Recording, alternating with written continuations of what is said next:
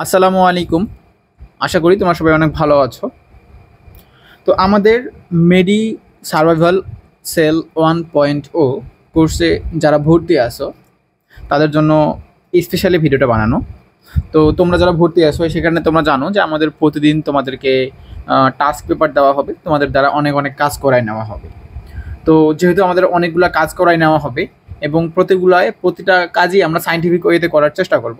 এবং তোমরা জানো যে ডাক্তার নাবিল স্যারের একটা ভিডিওতে তিনি বলেছিলেন যে হাফেজরা কেন আর কি কিভাবে একটা পুরা কুরআন মুখস্থ রাখে, কারণ তারা বারবার কুরআন পড়তেছে এবং সেইটা তারা বারবার রিভিশন দিচ্ছে, বারবার মুখস্থ করার চেষ্টা করতেছে, তার ফলে কিন্তু কুরআন হাফিজদের অনেক ভালো মনে থাকে। তো আমরা এরকম নানান থিওরি আমাদের এই কোর্সে আমরা তোমাদের উপরে অ্যাপ্লাই করবো ইনশাল্লাহ। আমি আগেও আমাদের স্টুডেন্টদের উপরে এরকম অ্যাপ্লাই করেছি, তারা অনেক উপকৃত হয়েছে। আমি আবারও তোমাদের উপরেও এই থিওরিগুলো অ্যাপ্লাই করব এবং আরও বেটার ওয়েতে অ্যাপ্লাই করার চেষ্টা করব, যেন আমরা সব থেকে বেশি ইফেক্টিভলি এটার আউটকাম বের করে নিয়ে আসতে পারি।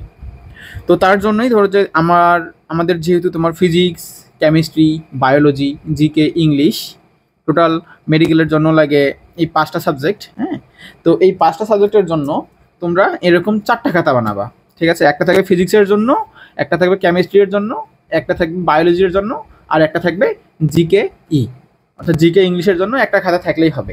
তো এখন এই খাতাগুলার ইম্পর্টেন্স কী, এই খাতাগুলো তোমার কেন দরকার এটা এক্সপ্লেন করি।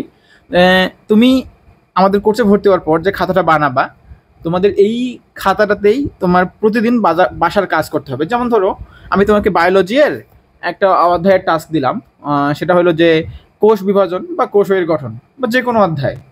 সেখানে তোমাকে আমি কোয়েশ্চেন ব্যাংক অ্যানালাইসিস করে অনেকগুলো কাজ দিব। সেই কাজগুলো তোমাকে বাসায় করার পর সেগুলো ছবি তুলে আমাদের যে ডেডিকেটেড টাস্ক সাবমিশন গ্রুপ আছে, যেখানে তোমাদেরকে যুক্ত করা হয়েছে, তোমরা সেখানে সাবমিট করবা। সেটা অবশ্যই একটা নির্দিষ্ট সময়ের মধ্যে, ঠিক আছে? তো তোমরা সাবমিট করবা। তো দেখো, এখন আমি তোমাদেরকে যে প্রশ্ন ব্যাংক অ্যানালাইসিস করে বাসার কাজটা দিলাম, তুমি সেটা নিজ খাতায় তুমি নিজে লিখলা। হ্যাঁ হ্যাঁ, প্রথমে তোমার একটু সময় বেশি যাবে, কিন্তু তুমি যে নিজ খাতায় নিজে লিখলা, এটা তোমার এত সুন্দরভাবে মনে থাকবে যেটা তুমি পরীক্ষার হলে না গেলে আশা করি বুঝতে পারবা না।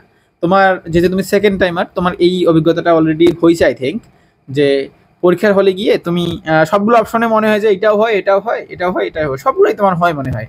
কিন্তু এই কাজটা করার পর আসলে তখন তোমার আর ওই দ্বিধা দ্বন্দ্ব থাকবে না অপশন চুজ করার ক্ষেত্রে, যে কোনটা হবে, কোনটা সঠিক উত্তর। এখানে তুমি কারণ জিনিসটা নিজ হাতে লিখতেছো। এই খাতার আর একটা যে তোমার সুবিধা সেটা বলি। আমি প্রথমেই বলেছি ডাক্তার নাবিল স্যার যে তোমার হাফেজরা কীরকমভাবে এত বড় একটা কুরআন মনে রাখে, এত বড় কুরআন মুখস্থ রাখে, কারণ তারা একই জিনিস বারবার পড়তেছে, তারা বারবার সেটা রিভিশন দিচ্ছে। তো আমি তোমাদের দ্বারা যেই খাতাটা বানাই নিব, অর্থাৎ তোমরা বাসার কাজে সলভ করতেছো, সেইখানে কিন্তু প্রশ্ন ব্যাংকের মোটামুটি তোমার 90 থেকে 95% জিনিসপত্র থাকবে এবং এক্সট্রা রাইটারের জিনিসপত্রও থাকবে, ঠিক আছে? তো এই তথ্যগুলা আমি তোমাদের দ্বারা রুটিন রিভিশন দেওয়াই নিব এবং সেটা আমাদের টাস্কের অন্তর্ভুক্ত। আমি যখন বলবো রিভিশন দিতে, তোমরা তখন রিভিশন দিবা। আমাদের মেন্টররা যখন বলবে তোমাকে রিভিশন দিতে, তখন তুমি রিভিশন দিবা।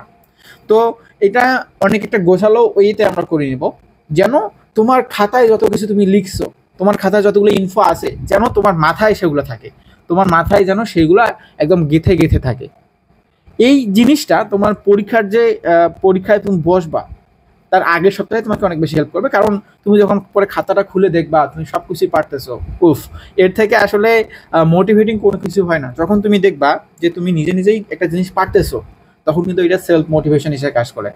তো আমরাও তোমাদের সাথে এরকমটাই করবো ইনশাল্লাহ, যেন তোমার পড়াশোনাটা আরও গোছালো ওয়েতে থাকে, তুমি আরও সব কিছুতে কয়েক ধাপ এগিয়ে থাকো। এবং আমরা অনেক প্রিসাইসলি পড়াশোনা করব, যতগুলো পড়াশোনা লাগে সবগুলোই করব, কিন্তু প্রিসাইসলি যেগুলো মনে রাখতে কঠিন সেগুলো আমরা এভাবে ধরো যে তোমার মনে রাখার চেষ্টা করবো আর কি, যেন পড়াগুলা আমাদের মাথা থেকে কখনোই বের হয়ে না যায়, এবং আমরা যেই পড়াটা একবার আমাদের খাতায় উঠবে সেটা যেন আমাদের মাথায় থাকে একদম, কারণ এই জিনিসটা আমরা বারবার রিভিশন দিব। সো এইরকম খাতা তোমরা বানাবা, এরকম খাতা বানায়ে তোমরা অবশ্যই অবশ্যই আমাদের যে টাস্ক সাবমিশন গ্রুপ আছে সেই টাস্ক সাবমিশন গ্রুপে সবাই প্রতিটা খাতার ছবি দিবা, এবং আমি সেগুলো খাতা দেখতে চাই। তো তোমাদের জন্য আবারও শুভকামনা যে তোমরা আমাদের উপর বিশ্বাস করেছো। ইনশাআল্লাহ আমরা তোমাদের বিশ্বাস রাখবো, এবং আমাদের সাথে তোমার জার্নিটা অনেক সুন্দর হোক। তো আগে থেকে প্রিপারেশন নিয়ে রাখো, একটু কষ্ট হবে কিন্তু দিন শেষে ইনশাআল্লাহ আমরা হাসতে পারবো। তো ঠিক আছে, সবাইকে আবারও অনেক শুভকামনা, সবাইকে অনেক শুভেচ্ছা। আসসালামু আলাইকুম ওয়া রাহমাতুল্লাহ।